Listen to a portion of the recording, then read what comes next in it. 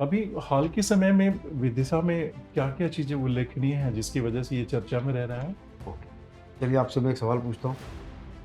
आप डीएम हैं और आपकी जो टीम है नीचे बड़ी लो मोराल में घूम रही है। मोटिवेशन खत्म है। तो क्या करें? ये बात सामने आती है कि बुद्ध धर्म का पतन भी उनके रहते शुरू हो गया। और पतन का एक लेजेंड ये बताया जाता है कि उनका बेटा जो कुणाल था, उनको अंधा कर दिया था कुछ लोगों ने मिलके, क्योंकि वो बिल्कुल अ, उनके कंट्रोल से बाहर। Is it?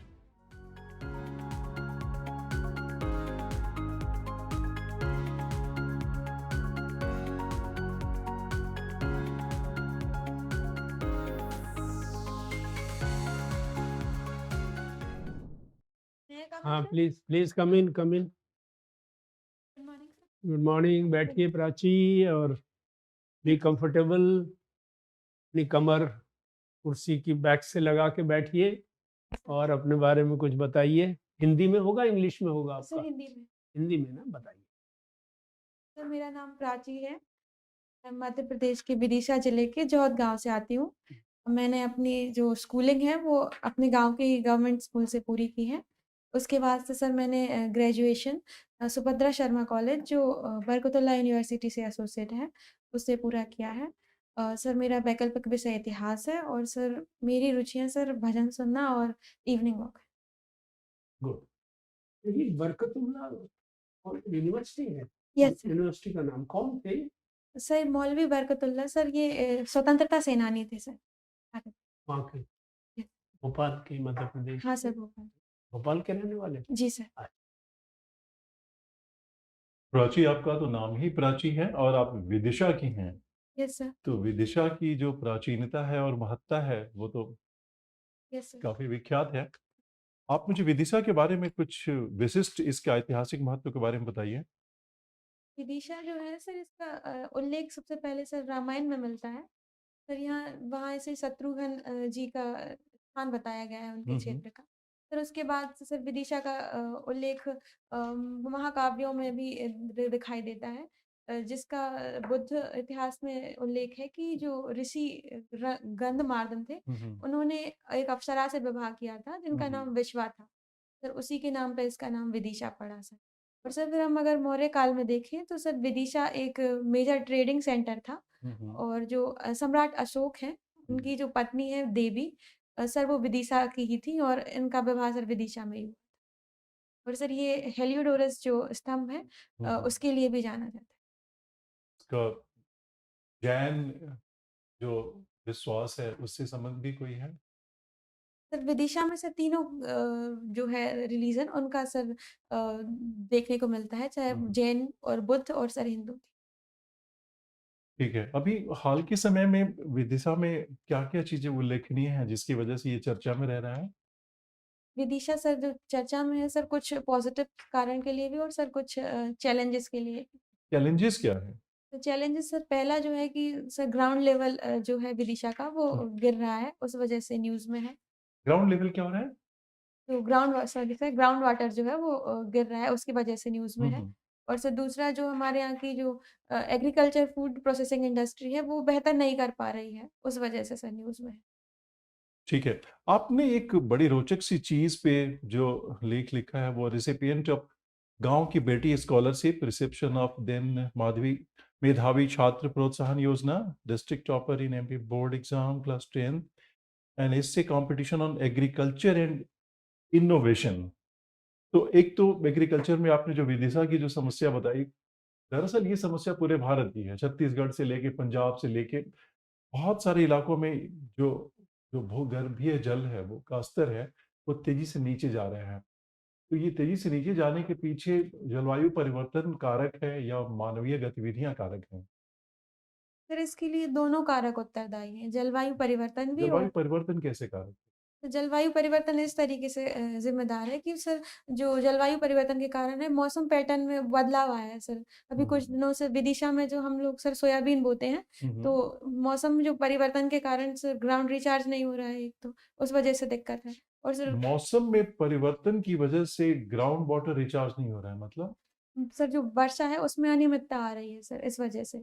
लेकिन ग्राउंड जो वाटर है उसको उसका उसका जो संरक्षण है या उसको रिचार्ज करने की जो बात है, तो उसमें वर्षा का दोष है कि हमारे जो तरीके हैं उनका दोष है? हाँ सर, एक जलवायु परिवर्तन इस तरीके से प्रभावित कर रहा है और सर हमारा जो दोष है वो इस तरीके से है कि हम जो मेजर वाटर इंटेंसिव क्रॉप को बढ़ावा दे रहे हैं हुँ, सर। हुँ। जैसे मैं अभी सर विदिशा में हमारे रीजन में अभी चावल का उत्पादन उतना नहीं होता था, लेकिन अभी हुँ। सर कुछ ही सालों से ऐसा हुआ है कि जो है वो हम सोयाबीन और गेहूँ से शिफ्ट होकर सर चावल की तरफ जा रहे हैं। स्पेशल हमारे जो पास वाला खेत था, वहाँ भी सर जो चावल की खेती शुरू हुई है। उससे सर जो हमारा खेत का जो ट्यूबवेल था, उसका पानी भी सर बहुत नीचे चला गया और वो फ़ेल हो गया सर।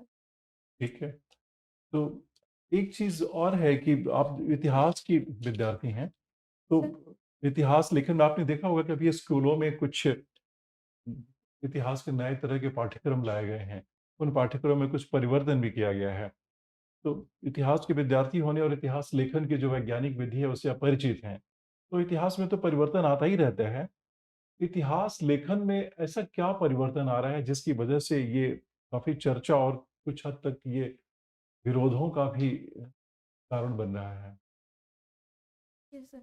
सर इतिहास लेखन भी सर जो परंपरागत हम मानते हैं कि जो इतिहास लेखन रहा है, वो हुँ। सर मेनली सर जो राजवंशों का है और जो हम जिसे अभिजात वर्ग कहते हैं, उसका इतिहास रहा है। लेकिन अभी सर हाल में जो परिवर्तन हुए हैं, जैसे कि इतिहास की नई-नई लेखन रीराइट हिस्ट्री की बात हो रही है, जैसे कि सर जो सबाल्टर्न इतिहासकार है, जैसे कि नीचे से उभरता हुआ इतिहास कहते हैं, जो क्षेत्रीय सबाल्टर्न इतिहास के बारे में थोड़ा-सा बताइए विस्तार से, ये क्या है? सर सबल्टन इतिहास सर इतिहास लेखन की एक विधि है, हुँ, हुँ। जो बात करती है कि ऊपर की जगह नीचे से उभरता हुआ इतिहास सर जैसे जनजातियों का इतिहास है, समाज के वंचित वर्गों का इतिहास है, उनका क्या कंट्रीब्यूशन रहा। सबसे बड़े इतिहासकार जिन्होंने कि सबाल्टर्न हिस्टोरियोग्राफी पे काम किया, तो जिनकी वजह से ये इसकी एक इस तरह की इतिहास लेखन की पहचान बनी, वो कौन थे? सर वो इटली के सर एंटियो ग्राम्सी थे, सर जिन्होंने पहली बार भारतीय इतिहासकार की मैं बात कर रहा हूँ। सर भारतीय इतिहास में सर रामचंद्र गुहा जी का नाम। रामचंद्र गुहा, जी सर। डॉक्टर गुहा तो सही हैं, लेकिन वो रामचंद्र गुहा हैं। Yes sir. आरसी गुहा सर। हुँ, सर जितना मैं रिकॉल कर पा रही हूँ सर। ठीक है। और अब मुझे एक चीज़ और बताइए कि आपने हाल ही में सुना होगा कि एक भारतीय मूल की एक महिला, जो कि यात्रा करते दौरान चीन में कुछ देर रुकी थीं, तो उनका जो भारत का जो पासपोर्ट था, उसको चीन ने मानने से इनकार कर दिया और उनको करीब 18 घंटे तक बिठा रखा, डिटेन किए रखा। इसको लेकर भारत में भी काफ़ी खलबली मची, भारत ने काफ़ी विरोध जताया, तो ये मुद्दा क्या था? सर ये मुद्दा ये था कि जो चाइना है, हुँ, वो अरुणाचल प्रदेश को अपनी टेरिटरी मानता है, जैसे वो जंगम नाम देता है और जो वहाँ के सिटीज़न हैं, उनको चाइनीज़ सिटीज़न मानता है। और तो इस वजह से जो हमारे अरुणाचल प्रदेश की जो महिला थी, हुँ। उनका जो वीज़ा है, वो एक्सेप्ट करने से मना कर दिया चाइनीज़ अथॉरिटी ने कि ये इंडिया का पार्ट नहीं है सर, हुँ, इस हुँ। वजह से ये प्रॉब्लम है। तो इसके बारे में भारत ने क्या कहा? और चाइना का जो इस तरह का जो दावा है, उसका कोई आधार भी है? आधार तो सर इसका नहीं है। आप इतिहास के विद्यार्थी हैं, तो गलत ही सही और या कुसंगत ही सही, बट चीन एक ऐतिहासिक वजह भी बताता है कि किस तरह से यह उसके लिए दक्षिण तिब्बत है। क्या क्या तर्क देता है? उसके ऐतिहासिक तर्क क्या हैं? ऐतिहासिक तर्क जो चीन का है वो पहला ये है कि जो भारत और चीन की बाउंड्री डिमार्क हुई वो उपनिवेश काल में हुई, मतलब यहाँ से अंग्रेजों की तरफ से हुँ, और हुँ। वहाँ से चीन का जो थे वो उपनिवेशी सरकार थी, तो उसे ये मानने से इनकार करता है सर इस वजह से। चीन में कब उपनिवेशी सरकार रही है? तो चीन में जैसे कि जो है जो वेस्टर्न कंट्री आप है। इतिहास के विद्यार्थी हैं, चीन कभी उपनिवेश रहा? सर चीन बहुत सी जो उपनिवेशी सरकारें हैं उनमें डिवाइड था सर। कुछ क्षेत्र जैसे अमेरिका का इसके कंट्रोल में था इनडायरेक्टली सर। और कब? ओपियम वॉर के टाइम पे सर। और सर ओपियम वॉर के टाइम में अमेरिका वहाँ क्या कहाँ था? और सर ब्रिटेन का भी प्रभाव रहा सर, जापान का प्रभाव सर, मंचूरिया और नहीं, युद्ध हुए हैं, जापान से चीन हारा है युद्ध में, ओपियम वॉर में स्थिति कुछ और तरह की भी हो गई थी, लेकिन अमेरिका का उपनिवेश या इस तरह कोई चीज़ तो कभी रहा नहीं। सर ये अप्रत्यक्ष प्रभाव था सर, चीन में जो मांचू वंश था, हुँ, उसकी सर जो सरकार थी, उन पर उपनिवेशियों का अप्रत्यक्ष प्रभाव था। मतलब हुँ, कि हुँ, प्रत्यक्ष रूप से तो दिखाई देता था कि ये चीनी सरकार है, हुँ, हुँ, लेकिन अप्रत्यक्ष रूप से जो काम होता था सर, जो वो फ्रांस हो या फिर ब्रिटेन हो, हुँ, उनकी जो हित होते थे, उस अनुसार काम करते। इसे इस संदर्भ में हो। ठीक है। तो राइट प्राची, जी sir. You are from Vidisha. Yes sir. आपने विदिशा विजिट किया होगा काफ़ी बार? Yes sir. किया। तो कभी सांची स्तूप गए आप? Yes sir. तो बताइए बुद्धा के बारे में थोड़ा-सा, जो उनकी 4 नोबल ट्रुथ्स हैं और 8 फोल्ड पाथ है, वो क्या है? सर बुद्धा कहीं स्टडी हुआ होगा, आते-जाते बात चली होगी। Yes sir. सर बुद्धा के जो 4 नोबल ट्रुथ हैं, सर ये मुक्ति की बात करते हैं सर। जो जो बुद्ध धर्म की फिलॉसफी है, वो बुद्धा के इन 4 आर्य सत्यों पर और 4 आर्य सत्यों को प्राप्त करने के लिए जो जो मार्ग बताते हैं बुद्ध, वो सर अष्टांगिक मार्ग है। तो ये 4 नोबल ट्रुथ्स हैं क्या? डिफाइन कर पाएँगे या थोड़ा आइडिया दे पाएँगे? सर बुद्धा, धम्मा, नहीं, वो चीज़ अलग है।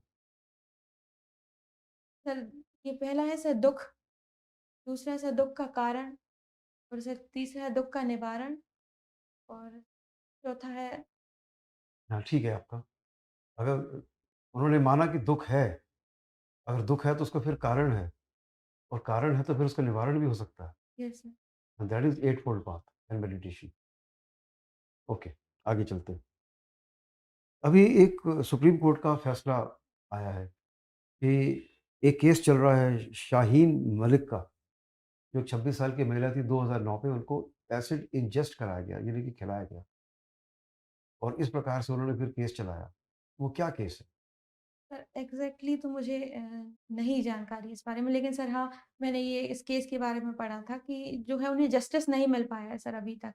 इस वजह से सुप्रीम कोर्ट ने फटकार भी लगाई है कि आप इनका जो जो जे एसिड अटैक से जो पीड़ित महिलाएँ हैं, उनके लिए सर फास्ट ट्रैक कोर्ट की और शीघ्र न्याय की व्यवस्था की। देखिए, एसिड अटैक और इंजेक्शन ऑफ एसिड 2 अलग-अलग चीज़ें हैं। इनके ऊपर एसिड अटैक नहीं हुआ, फेंका नहीं गया, और एसिड जो फेंकते हैं उसकी आईपीसी की धाराएँ हैं। तो कोर्ट ने क्या गवर्नमेंट को सुझाव दिया है कि आप ऐसा-ऐसा करिए। एग्ज़ैक्टली। अंदाज़ा लगाइए आप। जो अगर आपको कोई ज़बरदस्ती एसिड खिलाए या पिलाए या मिला के दे, उससे क्या-क्या इश्यूज़ हो सकते हैं? ऊपर से तो कुछ दिखता नहीं है, अंदर से क्या हो सकता है? अंदर से तो सर ये बहुत ज़्यादा डैमेज करने वाला हो सकता है। तो उससे क्या होगा फिर? ज़्यादा डैमेज होगा तो फिर मेडिकल एस्पेक्ट का क्या होगा? ट्रीटमेंट का क्या होगा? तो जैसे जल्दी कि से खत्म होगी, लंबा समय लगेगा, क्या होगा? तो बहुत लंबा समय लगेगा जाएगा एंड इसमें। What about money part? क्या? पैसों का क्या होगा? सर इसका जो ट्रीटमेंट है सर वो भी महँगा होगा सर। तो फिर अगर ऐसी चीज़ें हैं तो ये तो खतरनाक कैटेगरी में आएगा कि नॉर्मल कैटेगरी में आ रहा बे है? एसिड बेशक अटैक से भी ये तो और खतरनाक है एक तरह से। बेशक बहुत ज़्यादा ही सीवियर है सर। तो इसको फिर क्या सरकार को सुझाव दिया गया या दे सकते हैं? सुझाव सुप्रीम कोर्ट ने क्या दिया वो आप तो मान मैं लीजिए you exactly are the CJI, क्या सुझाव देंगे? तो पहला सुझाव तो यही होगा कि जो एसिड इतनी आसानी से अवेलेबल है, उस पर हमें कठोर निगरानी रखनी चाहिए या नियंत्रण कि इस तरीके से एसिड उपलब्ध ना हो बाज़ार में। दूसरा सर कि जो लॉ एंड ऑर्डर है, स्पेशली महिलाओं से रिलेटेड, उसको हम बेटर इम्प्लीमेंट करें सर। जैसे कि सर जो सेफ सिटी प्रोजेक्ट है, एआई कैमरे लगाए जाएँ कि निगरानी व्यवस्था बेहतर हो सके। तीसरा सर जो अगर ऐसी घटनाएँ होती हैं, तो उनकी शीघ्र रिपोर्टिंग और सर जो न्याय है वो शीघ्र मिले।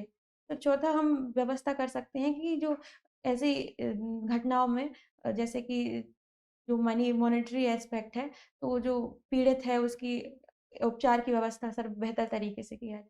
सर पाँचवाँ हम सर सोशल माइंडसेट पे काम कर सकते हैं उ उस संदर्भ में कि इस तरह की घटनाएँ ना हो। कि सर ये दिखाता है कि कहीं न कहीं ये एक पितृसत्तात्मक सोच ही है कि अगर कोई महिला किसी प्रस्ताव के लिए मना करती है, तो आप उसे एक प्रॉपर्टी समझ रहे हैं सर, मतलब कि मेरी नहीं तो किसी की नहीं।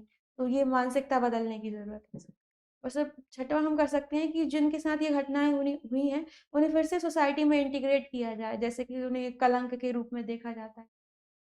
और 16 साल हो गए, सुप्रीम कोर्ट कहता है कि 16 साल से ये केस सुलझा नहीं है। उसके लिए क्या सुझाव दिए गए? इसीलिए सर सुझाव दिया जा सकता है। सर सबसे पहले तो सर फास्ट ट्रैक कोर्ट हैं, उनकी मदद से हम शीघ्र निर्णय प्रक्रिया को तीव्र करें जिससे कि जल्दी निर्णय लिया जा सके। Okay, fine. अभी ट्रम्प साहब ने एक निकाला है गोल्ड कार्ड प्रोग्राम, उसका क्या सिग्निफिकेंस है? ऐसा क्यों निकाला उन्होंने? गोल्ड कार्ड सिग्निफिकेंस जितना मैंने न्यूज़पेपर में पढ़ा है, सर ये स्पेशल सिटीज़नशिप लेने के लिए यूएसए में कुछ राशि आप दें और तो आपको मिल सकती है। स्पेशली सर जो हाई स्किल पर्सन्स हैं, उनको लक्षित करने के लिए ये निकाला। सर इसके कुछ पॉज़िटिव भी हो सकते हैं यूएसए के लिए और सर कुछ नेगेटिव भी हो सकते हैं। पॉज़िटिव में सर हम जैसे देख सकते हैं कि जो यूथ जो टैलेंट है जिसको यूएस हमेशा कैप्चर करने की बात करता है, तो वो आ सकता है और सर नेगेटिव नहीं, नहीं पॉज़िटिव है कि नेगेटिव है? ये पॉज़िटिव है। यूएस के लिए? हाँ सर। ओके। तो सर नेगेटिव है कि एक तरह से सर प्रोटेक्शनिज़्म दिखा रहा है कि आपने H-1B वीज़ा को समाप्त किया और सर जो नागरिकता है उसके लिए जो स्पेशल आप मॉनेटरी बेस रख रहे हैं, ये तो एक तरह से सर भेदभावपूर्ण है। ओके। चलिए आपसे मैं एक सवाल पूछता हूँ। आप डीएम हैं और आपकी जो टीम है नीचे बड़ी लो मोराल में घूम रही है। मोटिवेशन खत्म है। तो क्या करेंगे आप? सर पहले तो मैं सर पता करना चाहूँगी कि क्या कारण है कि मोटिवेशन कम क्यों हो रहा है? या जो वर्क प्रेशर है वो ज़्यादा है? या फिर जो है वो जनता से इंटरैक्शन ठीक नहीं है? कि या फिर उन जो है कि जो अपने घर से या फिर जो फैमिली सपोर्ट क्या कारण क्या है? मानसिक कारण है? तो मैं पहले कारण पता करना चाहूँगी कि क्या कारण है? उसके बाद अगर सर कारण ये होता है कि वर्क प्रेशर ज़्यादा है उस वजह से जो आलसीपन या फिर वो है, तो सर उसके लिए हम कुछ व वर्कशॉप या गेट टुगेदरिंग आयोजित कर सकते हैं। या सर जो कारण ये है कि जो अ, वर्क प्रेशर के अलावा अगर कारण है कि काम जो जनता के साथ है वो इंटरैक्शन ठीक नहीं है या फिर प्रॉपर जो है वो हम नीतियों का क्रियान्वयन नहीं कर पा रहे हैं, तो उस स्तर पे सर हम टेक्नोलॉजी का उपयोग कर सकते हैं, जिससे कि हम रेगुलर मॉनिटरिंग कर सकें, निगरानी कर सकें। और सर तीसरा मैं सर वर्क कल्चर के लिए प्रयोग स्तर पे प्रयास करूँगी कि हम एक पॉजिटिव वर्क कल्चर बना सकें, जिससे कि जो मेरे सबॉर्डिनेट हैं वो प्रोत्साहित रहें काम करने। ओके, और थैंक सर यू। या ओके, थैंक यू। मौर्य काल का एक सवाल मेरे दिमाग में आ रहा है कि कलिंग युद्ध में जो मारकाट हुई, बहुत सा लोग मारे गए, उसके बाद सम्राट अशोक ने बुद्ध धर्म स्वीकार कर और फिर बुद्ध धर्म को फैलाने के लिए उनका कंट्रीब्यूशन भी काफ़ी माना जाता है। हो सकता है आज जो जगह-जगह नए बाहर के देशों में बुद्ध धर्म दिखाई देता है, उसमें शायद अशोक का भी योगदान रहा हो।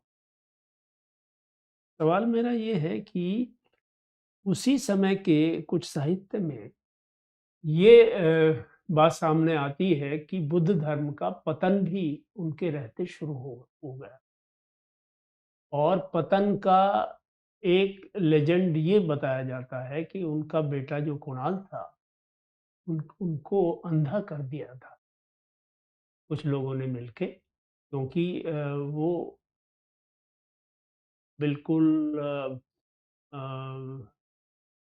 उनके कंट्रोल से बाहर। इज इट मैं जो कह रहा हूँ सही है या गलत?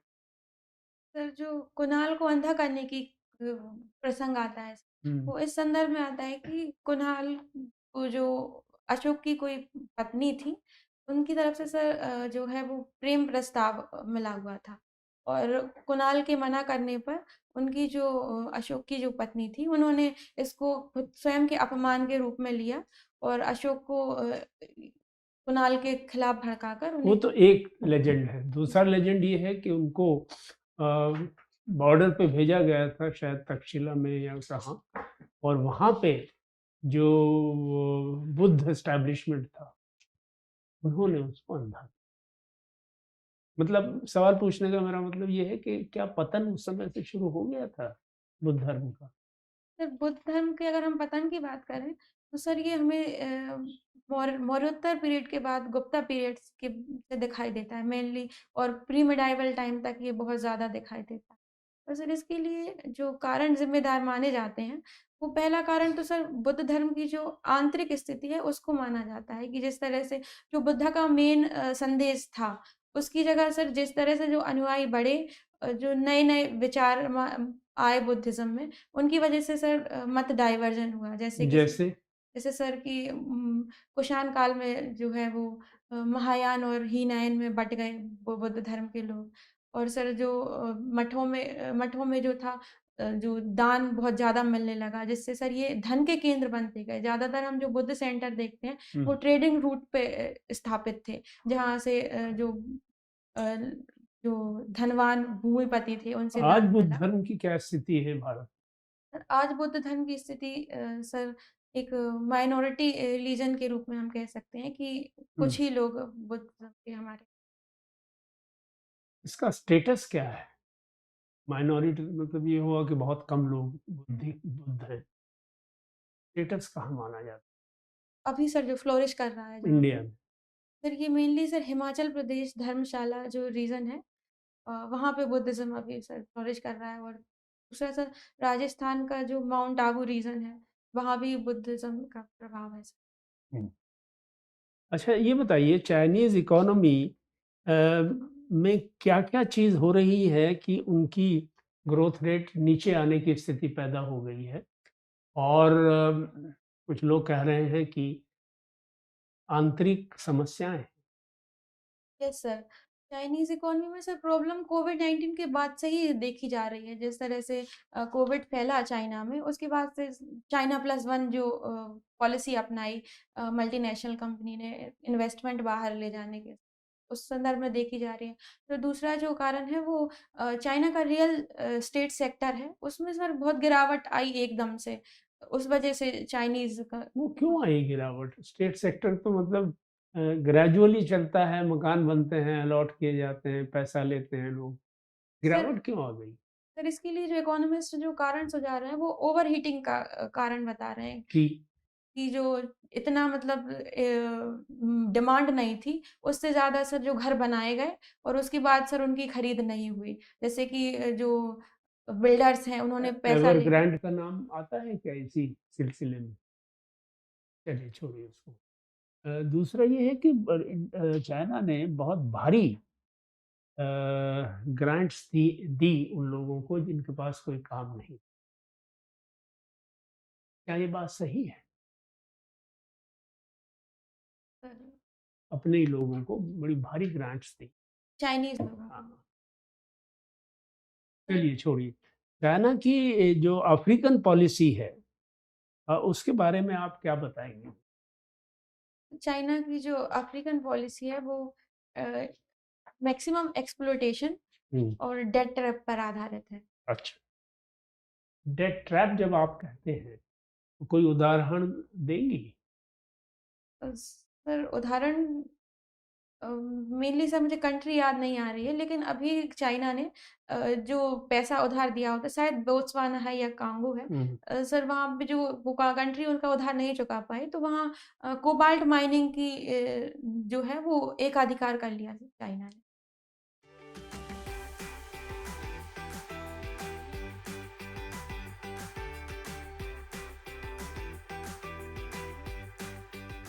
so we conclude your interview and Prachi we find that you have done exceedingly well.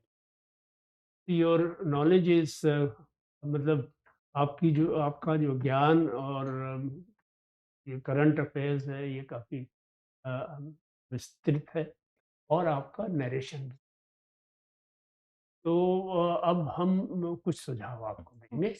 ये हमारे सुझाव और आपकी परफॉर्मेंस सब इस वीडियो में आपको दी जाएगी, उसको ध्यान से देखिएगा। ठीक। कहीं आपको कहाँ आपको लगता है कि आपकी परफॉर्मेंस बहुत अच्छी रही, कहीं कुछ कमज़ोरी आपको लगे तो आप नोट कर लीजिए। वैसे नहीं आप इसमें आएगा वीडियो में, आप को कॉपी दी। ठीक है सर। वैसे जो सवाल आपसे बहुत सारे सवाल आपके डैश से पूछे जाए, तो इस डैश के हर पॉइंट को, जैसे मेरे कलीग्स ने भी कहा, विदिशा के बारे में कहा, प्राची के बारे में कहा, तो हर शब्द को, हर मुद्दे को आप ध्यान से देखिएगा।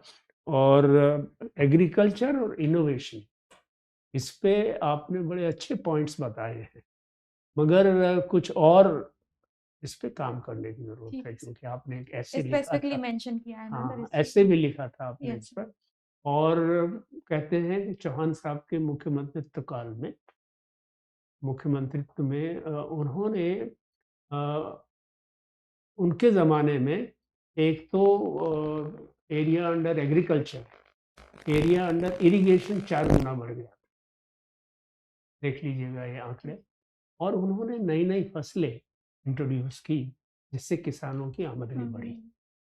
अब वो कृषि मंत्री शायद उनकी पुरानी परफॉर्मेंस के आधार अच्छी पर ही के बने हैं। आधार हाँ पे, जी। अच्छी परफॉर्मेंस के हिसाब से उनको बनाया। मगर आप एग्रीकल्चर एंड इनोवेशन, आपने जो जो वाटर टेबल थी उसके नीचे जाने के बारे में बड़ी अच्छे उत्तर दिए हैं, उसको भी थोड़ा समझने की ज़रूरत है। जैसे मेरे कलीग ने कहा कि वाटर टेबल नीचे जा ही रही है, और चावल का जो उदाहरण दिया है आपने, वो बिल्कुल सटीक है, क्योंकि पंजाब में जो ये पराली जलाई जाती है, इसका सीधा संबंध, और पंजाब में जो वाटर टेबल नीचे जा रही है उसका सीधा संबंध चावल और गेहूँ की फसल, दोनों हुँ। फसलें लेने से है।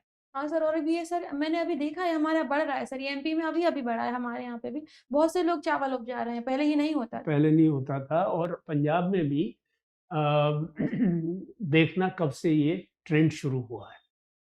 और पंजाब के लोग तो बहुत डायनामिक और बहुत मेहनती होते हैं। यस तो सर। उन्होंने एक चीज़ डिसाइड कर ली। चावल के बारे में एक ये भी देखिएगा कि 1 किलो चावल उपजाने के लिए कितने पानी की ज़रूरत है। तो हालाँकि हमारे देश में पानी की कमी है, मगर जब हम चावल एक्सपोर्ट करते हैं, तो एक तरह से हम अपने देश को किसी हुँ। सीमा तक पुअर बना रहे हैं, पानी सर के मामले में, सर गरीब बना रहे हैं। तो आप पढ़िए। हाँ सर, इसे वर्चुअल वाटर एक्सपोर्ट भी कहते हैं ना सर कि हाँ, हाँ, हम अपने पानी का वर्चुअली एक्सपोर्ट कर रहे हैं। एक्सपोर्ट कर रहे हैं। वर्चुअल क्या है, ये रियल है, क्योंकि आपने इतने टन चावल एक्सपोर्ट किए, तो जो आपने चावल के लिए पानी खर्च किया, तो आपके काम तो आया नहीं, वो विदेश है। एनीवे, हुँ। तो ये आप इसमें कई पॉइंट उठते हैं, उसको देखिएगा। और बाकी न्यूज़पेपर्स, जो आप, जब आपका इंटरव्यू की डेट आ जाए, अभी तो आई नहीं होगी, नहीं। तो उसके 1 डेढ़ महीने पहले से ही आप न्यूज़पेपर जो भी आप पढ़ती हैं, उसको ध्यान से पढ़ के उनकी लिस्ट बना लीजिएगा बुलेट पॉइंट से। और हर बुलेट पॉइंट का एक बैकग्राउंड नोट बनाएँगी आप, जैसे या तो डिजिटल बनाएँगी या रजिस्टर में बनाएँगी, जैसे भी बनाएँगी, और उसको बार-बार पढ़िए। सर अभी भी मैं 2 न्यूज़पेपर पढ़ती हूँ सर। एक तो जो रीजनल है मेरे मध्य प्रदेश का वो, हाँ, और सर एक द हिंदू पढ़ती हूँ। सर अभी भी जारी रखूँ दोनों पढ़ना कि फिर अभी बीच में थोड़ा कम? दूसरा कौन-सा पढ़ती हैं? सर मैं दैनिक भास्कर पढ़ती हूँ मध्य प्रदेश भोपाल मध्य का। प्रदेश, अच्छा ठीक है। वो आप देखिएगा। और इंडियन एक्सप्रेस और या हिंदू वगैरह में कोई पढ़ती हैं क्या? सर द हिंदू पढ़ती हूँ। जी? सर हिंदू पढ़ती हूँ। हिंदू पढ़ती, वेरी गुड। तो there you are you are taking care of your interest, and तो इनको बुलेट पॉइंट्स के रूप में बना लीजिए, और बार-बार उनको स्टडी कीजिए, जैसे कोई, जिससे कोई चीज़ छूटे ना। Your performance has been very well, very good, but then वहाँ तो पता नहीं कौन सा सवाल आ जाए। हाँ सर, बहुत Your- ज़्यादा है। So your narration is also good, and we have nothing much to find fault. Though our job is to find fault and point it out to you so that you improve. तो हिंदी भी आपकी बड़ी अच्छी है। जो हमारे बाकी दोनों कलीग्स कुछ बताएंगे, उनको भी ध्यान से यस। सुन के उसमें सुधार लाने की कोशिश करिएगा, अपनी पर्सनैलिटी में, अपने प्रेजेंटेशन में, और अपना जो आपका ज्ञान का भंडार है उसमें वृद्धि करिएगा। सर मेरी बोलने की स्पीड ठीक है मैं क्या? दूंगा आपको टाइम, पहले मैं आप दोनों को आमंत्रित ओके सर। करूंगा कि आप उसमें अपना कंट्रीब्यूशन दें। आप और जनरल साहब बताएंगे, उसके बाद मैं आपको कुछ समय दूंगा सवाल पूछने। ठीक है, आपका जो परफॉर्मेंस है वो काफ़ी अच्छा था। एक चीज़ है कि जिन चीज़ों को आप पढ़िए, उनको मानक स्रोतों से ही पढ़िए। जैसे चीन के बारे में आप बातें कर रही थीं, या हमारे जो ग्राउंड वाटर की जो स्थिति है, उसके बारे में जो बात कर रही थीं। दरअसल अभी इस वर्ष भारत के कई क्षेत्रों में ग्राउंड वाटर की स्थिति काफ़ी इम्प्रूव भी हुई है। और उसका वजह क्या है, तो मानवीय कारण ज़्यादा है और जलवायु कारण कम है, क्योंकि हम जल का संरक्षण नहीं करते। तो उसका जो रिचार्जिंग है, उसके लिए मानवीय कारण ही दोषी है। मेरा सिर्फ ये कहने का मतलब है कि आपको, जैसे चीन के बारे में बात कर रही हैं, तो कह रही हैं कि वो उनका डेट ट्रैप पॉलिसी ऐसा नहीं होता है। दरअसल ये होता क्या है कि उसका जब हम विश्लेषण करते समय, कुछ लोग कहते हैं कि ऐसा प्रतीत होता है। लेकिन आप यूपीएससी के स्टूडेंट के रूप में जब वहाँ बैठी हैं, तो आपको बहुत सावधान रहना पड़ेगा, क्योंकि चीन को सबसे ज़्यादा रुचि है वहाँ के जो नेचुरल रिसोर्सेज़ हैं, उसमें, पहली बात। और नेचुरल रिसोर्सेज़ अफ्रीका में जो है, वो कुछ हद तक अभी बहुत सारे देशों ने इतना ज़्यादा वहाँ प्रभाव नहीं पड़ा है। भारत के सबसे पुराने संबंध हैं, लेकिन तब भी 54 के 54 सारे देशों में अभी भी भारत के साथ एम्बेसीज़ नहीं हैं, तो चाइना ने जो पैठ बढ़ाई है। तो निवेश है और वहाँ के नेचुरल रिसोर्सेज़ के लिए। जो आप शब्द बोली हैं, वो अनौपचारिक स्रोतों में इस तरह से चीज़ें बोली जाती हैं। यस। कुछ हद तक सच हो भी सकता है, लेकिन जिस चीज़ को ऑफ़िशियली घोषित कोई उनकी नीति नहीं हो, तो उसको इस तरह से इंटरव्यू बोर्ड के सामने बोलना ठीक नहीं है। ओके।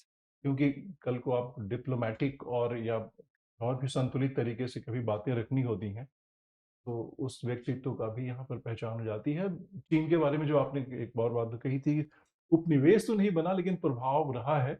और बल्कि जापान तो ख़ैर सेकंड वर्ल्ड वॉर का के पहले तो 6-7 साल तक तो वो हाँ सर। काफ़ी हिस्से को उसने उपनिवेश बना ही वाक़ई। लिया था। तो एक सटीकता थोड़ी ज़रूरी है, और अनौपचारिक स्रोतों से पढ़ाई बंद करनी है, यूट्यूब वगैरह या इधर-उधर की बातें सुन के, और सटीक शब्दों का प्रयोग करना वो ओके सर। बहुत ज़रूरी है। तो जितना ज़्यादा औपचारिक हो सके, बाकी सब कुछ ठीक है, आपकी जानकारी और उत्तर देने की शैली है, बहुत अच्छा आप कर रही हैं, तो कुछ विशेष फ़िक्र करने की बात नहीं है। बस स्रोत आपके मानक होने चाहिए, शब्द संतुलित होने चाहिए, और वो एकेडमिक और वो डिप्लोमैटिक होने चाहिए। ठीक, बस ये ध्यान देने की ज़रूरत है। Okay, Prachi, you done extremely well and I find you are well dressed. और बस यही कहूँगा कि साड़ी आपकी ठीक है, सब ठीक है, बेलीज़ आपकी ठीक है, लेकिन अगर हो सके तो आप ऑफ व्हाइट कलर की पहन लें, बॉर्डर तो ठीक है, ज़्यादा बेहतर होगा, not that this will not do, लेकिन प्रेफरेबली। खरीदिए मत, अगर नहीं हो तो ना लीजिए, किसी से इंतज़ाम कर लीजिए। जी। हाँ, देखा मैंने कि आपका काफ़ी चीयरफुल कॉन्टिनेंस है और कम्युनिकेशन स्किल्स बहुत ही अच्छे हैं और कॉमन सेंस अच्छा यूज़ कर लेती हैं, लॉजिकल हैं आप। और एक आध बात ये कहना चाहूँगा कि आपको न्यूज़पेपर ज़रूर पढ़ना चाहिए। फॉर एग्ज़ाम्पल जैसे आज ही के पेपर में था शाहीन मलिक के बारे में, और आप हिंदू पेपर पढ़ती हैं, तो कहीं न कहीं वो आज का पेपर अगर मिस करेंगे तो हो सकता है वो क्वेश्चन मिस हो जाए। सर वो यूपीएससी आपने गोल्डन वाला पूछा, वो भी मैं जस्ट बाहर बैठ के पढ़ रही थी। एग्ज़ैक्टली, तो आज का पेपर पढ़ना ज़रूरी है, क्योंकि उनके माइंड में फ्रेश होगा। जो पैनल पे आएँगे, वो पक्का पढ़ के आएँगे, तो आपको उनको मैच करना है। यू मस्ट नो, अगर एनिमी को जीतना हो तो कैसे उनके बारे में जानना चाहिए। जान लीजिए कि पैनल तो पढ़ के आएगा, तो मुझे भी पढ़ना है। उस दिन का नहीं स्किप कर सकते, चाहे ऑनलाइन पढ़िए। और थोड़ा-सा ये आपने जैसे कहा कि हमारे मध्य प्रदेश में ऐसा ऐसा करके एक सेंटेंस यूज़ किया आपने। Did you? हमारे मध्य प्रदेश में, आपके लिए तो पूरा देश है। तो आइंदा फिर लोग अपनी आइडेंटिटी बनाने लगेंगे, जोड़ने लगेंगे आपसे कि ये तो एमपी की है, मैडम एमपी की। तो नहीं, आप बिल्कुल उनको थोड़ा-सा ध्यान रखिए। ये चाइना का जिक्र किया है, मेरे कलीग ने भी किया है। एक मैं इसमें रिकॉर्ड करवा रहा हूँ, आप देख लीजिएगा। एक विलियम एंड मैरी यूनिवर्सिटी है, तो उन्होंने एक रिसर्च की है, एड डेटा रिसर्च लेबोरेटरी करके उनकी है। उसमें ये डेटा आया है कि 165 देशों को चाइना ने 843 बिलियन डॉलर की एड दी है सन 2000 से लेके सन 2018, है ना? और उसमें 60% of the LDCs are facing some trouble और अदर, है ना? ये देख लीजिएगा। फिर 42 कंट्रीज ऐसी हैं जिनके साथ जो उन्होंने एग्रीमेंट किए इस एड के लिए, BRI और रिलेटेड एड के, वो पब्लिक हैं ही नहीं, दे आर नॉट ट्रांसपेरेंट। वो लगभग गुप्त रखे, तो ये पता ही नहीं है किसी को किस क्या रेट का इंटरेस्ट लेंगे, किस इंटरेस्ट पे वो क्या करेंगे।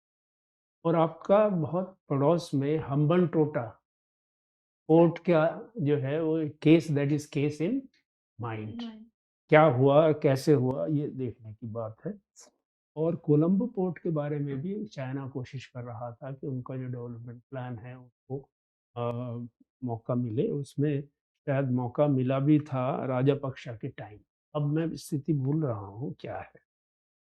तो अ, ये जो इन्होंने पाक में बनाया है CP, China CPEC, Pakistan economic economic corridor corridor. है ना, ये $65 बिलियन के करीब का इसमें इन्वेस्टमेंट होना है। और इसके बारे में भी कुछ अनप्लेजेंट खबरें आ रही हैं। आपको ये भी मालूम हो कि बलूचिस्तान के हाँ लोगों सर, ने विरोध किया चाइनीज है। वर्कर्स पे सीधे अटैक किया। तो इसको इस हिसाब से आपने भी कहा है कि जो रिलायबल सोर्सेज हैं वहाँ से करिएगा। ये जो विलियम एंड मैरी यूनिवर्सिटी है, इन्होंने 18 साल का डेटा इकट्ठा करने के बाद ये इस नतीजे।